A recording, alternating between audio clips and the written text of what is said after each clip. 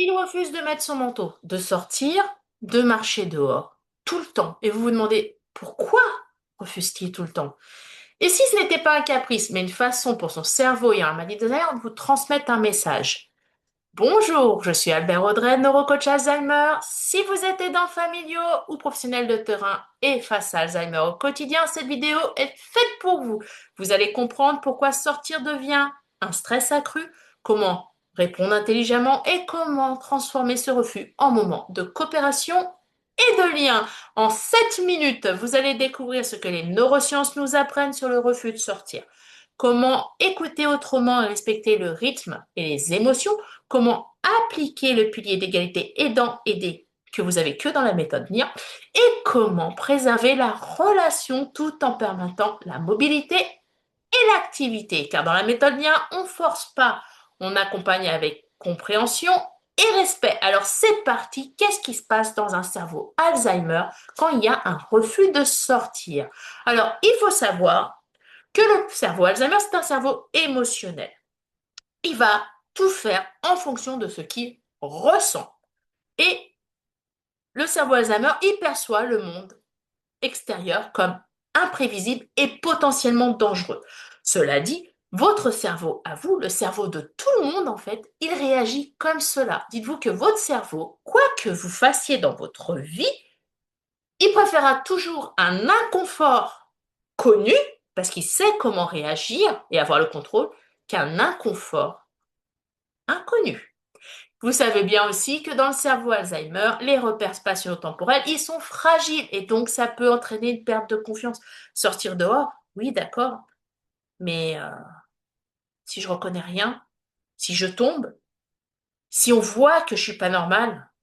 Et donc ce qui se passe, c'est que l'amygdale, elle s'active et comme vous le savez, l'amygdale, elle crée du cortisol. Le cortisol, c'est l'hormone du stress. Et donc si vous avez trop de stress, le cerveau, il bloque tout, il se met en mode refus. Donc, refuser de sortir, ce n'est pas de l'obstination, c'est un signal d'insécurité et peut-être parfois de fatigue cognitive.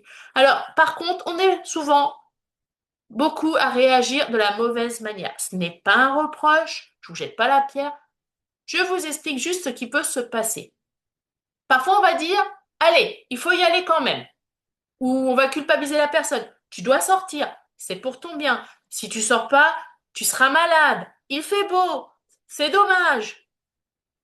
Eh ben, ce que vous allez faire, tout simplement, c'est créer une boucle négative d'anxiété accrue, d'agitation, de résistance et de tension dans la relation. Parce que la personne ayant un manie d'Alzheimer, elle se souviendra peut-être pas que vous lui avez proposé de sortir dehors. Par contre, ce qu'elle va retenir, c'est l'émotion associée à ce que vous allez avoir demandé. Et plus c'est négatif, plus ça s'ancre. Vous créez une connexion neuronale négative.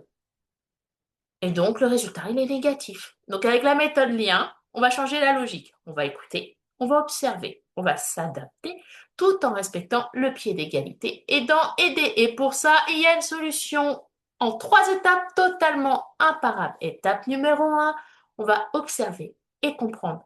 Avant d'insister sur le fait de il faut sortir, observez déjà cela. Le cerveau de la personne que vous accompagnez est-il dans sa fenêtre de disponibilité? Est-ce qu'il y a de la fatigue, de la douleur, de la peur? Est-ce un problème de météo perçu? Est-ce le fait de ne pas être sorti depuis longtemps? Repérez aussi tout ce qui est indice de stress ou d'inconfort. En fait, ce qui va se passer, c'est que plus vous allez observer et tenter de comprendre ce message qui vous est envoyé par le refus, plus vous allez réduire l'activation de l'amygdale et préparer le cortex préfrontal à coopérer. Et pour qu'il coopère, ce fameux cortex, on passe à l'étape numéro 2. On va proposer des micro-choix. Veux-tu aller dans le jardin? Veux-tu faire une balade dehors? Veux-tu sortir avant manger? En fait, dès que vous allez proposer un choix, le cerveau amygdale en stress, si vous regardez bien la personne en face, avec un eye contact, comme on dit, ça va faire tilt. Et en fait, le bouton stress, vous allez appuyer dessus et là, c'est le «Oh, on me demande quelque chose». faut que je me concentre. Et là, du coup, vous êtes passé dans le cortex préfrontal. Et là, c'est un sentiment de contrôle. On me force pas à sortir dehors. On me propose de sortir dehors. C'est pas du tout la même chose. Si on impose, on s'oppose. Si on propose, il y a de la coopération. Et donc, vous allez aussi respecter un pied d'égalité aidant, aider. Vous avez proposé, la personne décide et participe. Elle peut vouloir sortir, elle peut ne pas vouloir sortir. Ça n'a pas d'importance. L'important, c'est que vous respectez chacun votre choix. Dites-vous que ce n'est pas vous qui imposez le fait de sortir. Vous n'avez pas à imposer. Personne aime qu'on lui impose quelque chose. Et ce n'est pas parce que votre proche ne va pas sortir pendant 5 minutes ou même une journée que ça va avoir un effet totalement délétère sur sa santé. C'est faux. Étape numéro 3, sécuriser émotionnellement. Ça peut être je comprends que tu aies peur. Je sors avec toi. Je peux te tenir la main. Tu peux choisir où on va. On peut inviter la voisine.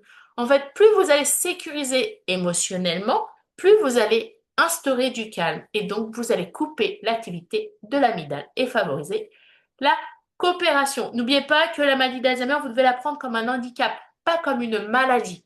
C'est une personne qui fait de son mieux au quotidien avec les capacités qu'elle a. À vous de vous adapter pour que ces capacités collent avec la réalité que vous espérez. Alors, c'est quoi les bénéfices concrets si vous utilisez ces 3 étapes au fur et à mesure et que vous les ancrez en routine? Eh bien, vous aurez moins de refus, vous aurez moins de stress des deux côtés. Parce qu'il ne faut pas oublier non plus que sortir dehors, ça fait du bien et ça vous permet de contrôler vos émotions. La personne que vous accompagnez va retrouver confiance et autonomie et le lien que vous avez avec elle va se renforcer et les sorties deviendront plus sereines. Alors, ça prendra peut-être du temps. Moi, je me suis occupée d'un petit monsieur qui n'était pas sorti de chez lui depuis 12 ans quand j'ai été le voir. Nous a fallu 3 mois pour faire les premières sorties du je sors de mon pas de la porte en restant sur le pas de ma porte de chez moi à je vais dans mon jardin, puis je vais faire le tour du pâté de ma maison, puis après je vais où j'ai envie. Donc voilà. Mais ça fonctionne. Il faut juste avoir confiance en vous et vous dire que ça peut prendre du temps, mais plus on prend son temps, plus il y a de confiance, plus il y a de confiance, mieux ça se passe après. Alors, en conclusion, retenez cela. Le refus de sortir, c'est jamais un caprice. C'est un message à écouter et à respecter. Derrière, c'est le pourquoi il ne veut pas que vous devez retenir. Donc, avec la maladie d'Alzheimer, vous observez, vous vous adaptez, vous proposez, vous respectez, vous respectez l'autre. Car ça, c'est que dans la méthode lien. Et du coup, vous créez du lien, même quand la mémoire flanche. À mardi prochain!